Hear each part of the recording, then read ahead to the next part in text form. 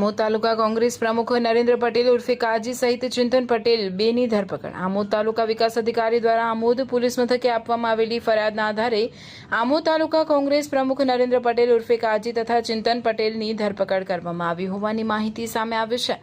ધરપકડના સમાચાર વાયુ વેગે પ્રસરી જતા આમોદના રાજકીય વર્તુળોમાં ભારે ચર્ચા જોવા મળી હતી। ઘટનાની જાણ થતાં ભરૂચ જિલ્લા કોંગ્રેસ પ્રમુખ રાજેન્દ્રસિંહ રાણા, માજી ધારાસભ્ય સંજયભાઈ સોલંકી સહિત કોંગ્રેસ પક્ષના હોદ્દેદારો અને આગેવાનો આમોદ પોલીસ સ્ટેશને પહોંચ્યા હતા। કોંગ્રેસના આગેવાનો પોલીસ સ્ટેશને પહોંચતા આમોદમાં રાજકીય માહોલ પણ ગરમાયો હતો।